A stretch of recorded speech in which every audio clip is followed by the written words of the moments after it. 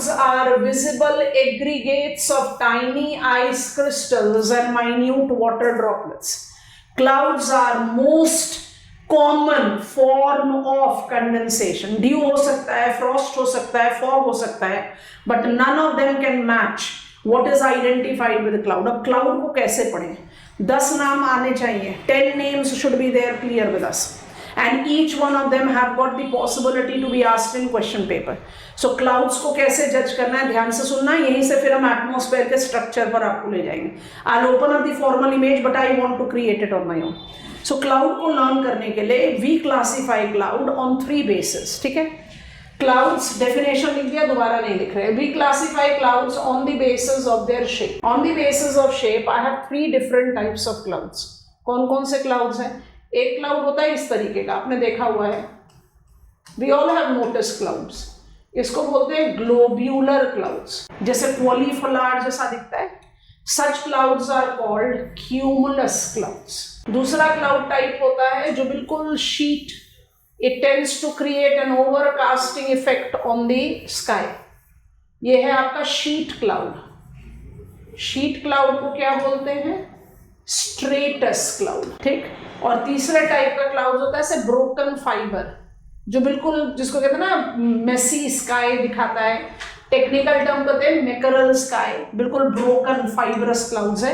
इसको हम कहते हैं फाइबरस क्लाउड. हमने शेप का नाम भी लिख दिया है ताकि हमारे लिए आसान हो उसको याद करना. फाइबरस क्लाउड्स को हम कहते हैं सिरस. तो 3 नाम आ गए आपके पास याद रखने के लिए. How many shape based categories of clouds are there? 3. कौन कौन से? क्यूमुलस, स्ट्रेटस, सिरस. 3 नाम. इन्हीं नाम को ऐड करके हमें 10 नाम बनाने. चलो ये कॉलम हो गया. अब कॉलम नंबर 2 क्रिएट करते हैं. I also classify clouds on the basis of their weather effect. यहाँ पर हम एक और नाम ऐड करेंगे. So on the basis of weather effect, how many categories of cloud I can categorise? I can categorise 3 categories of cloud. कौन कौन से हैं वो? A are bad weather cloud. Bad weather का मतलब क्या होता है? लाइटनिंग, थंडरिंग, हेवी प्रेसिपिटेशन, है ना, turbulent weather. Bad weather clouds. Bad weather clouds के लिए एक एडिशनल नाम आपको याद रखना है, उसको कहते हैं निम्बस क्लाउड्स. बॉक्स में डाल दिया. चौथा नाम आ गया आपके पास. ठीक है.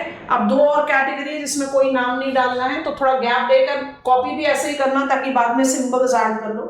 बाकी को हम कहते हैं फेयर वेदर क्लाउड, जो हमने आपको ऑलरेडी समझा दिया है. Every cloud do not give you guarantee of precipitation. और तीसरा कैटेगरी होता है रेन बियरिंग क्लाउड. अभी हम इनको डिफाइन करते हैं थोड़ी देर में. Clouds are also classified on the basis of their height. Height पर हम बना रहे हैं diagram.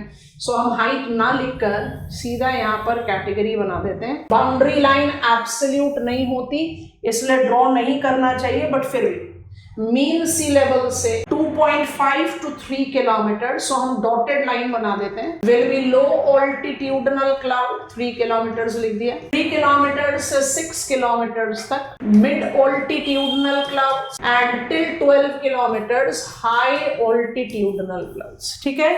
On the basis of height I classify clouds into 3 category, low, mid and high. यहाँ पर एक और नाम ऐड कर देते हैं.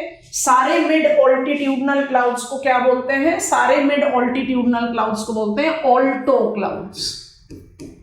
तो इसको भी बॉक्स में डाल दिया. अब 2 मिनट के लिए आप लोग सब लोग पेन ड्रॉप करो. हमने आपको सिर्फ 5 नाम बताए हैं clouds. Cumulus, stratus, cirrus, nimbus and alto. अब इनका कॉम्बिनेशन क्रिएट करते हैं. डायग्राम भी बना सकते हैं. आप मुझे मदद करो. ठीक, मदद करो. हम आपको फेयर डायग्राम दिखाते हैं, पर I think learning this way will be much easier task. Okay, what I am doing, I am drawing the shapes. You will help me with the names. So I want to create it here. चलो नाम बताना cloud का. Cumulus. I am globular cloud and I am overcast. पूरे cloud को, पूरे sky को overcast कर दिया. इसको क्या बोलोगे? स्ट्रेटोक्यूमुलस. यस और नो? अच्छा, निम्बस क्लाउड कौन से क्लाउड होते हैं? Bad weather cloud. यहां पर बना देते हैं पहले.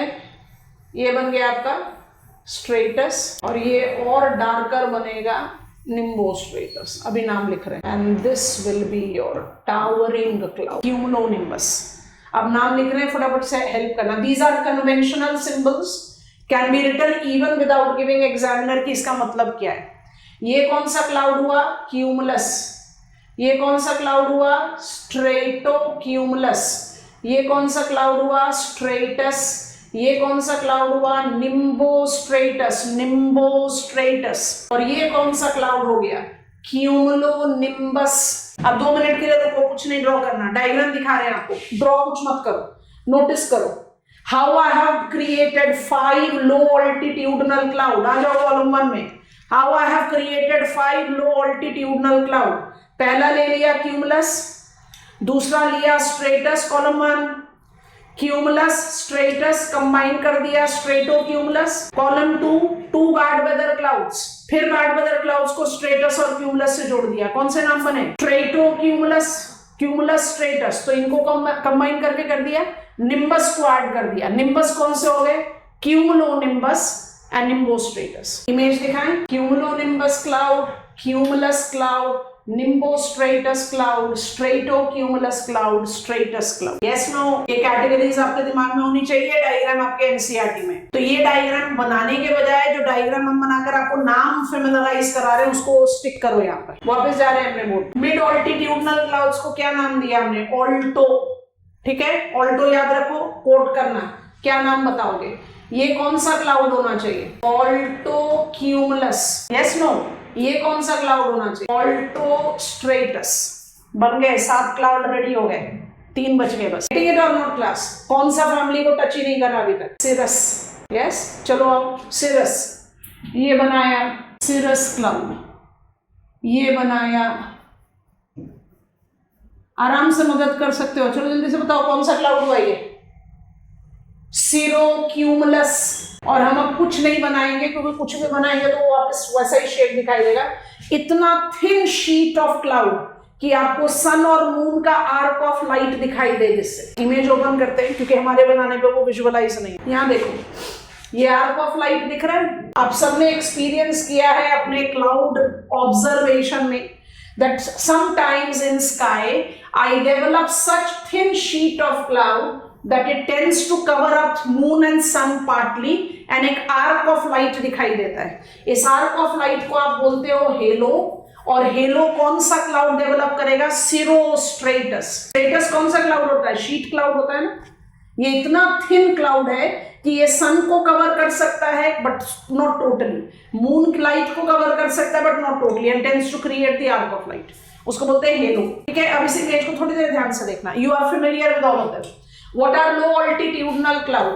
लो altitudinal cloud include cumulonimbus, cumulus, stratocumulus जो ओवरकास्ट भी कर रहा है और ग्लोब्यूलर भी है, निम्बोस्ट्रेटस बैड वेदर क्लाउड है तो ज्यादा डेंस होगा, and stratus the sheet cloud. What are mid altitudinal cloud?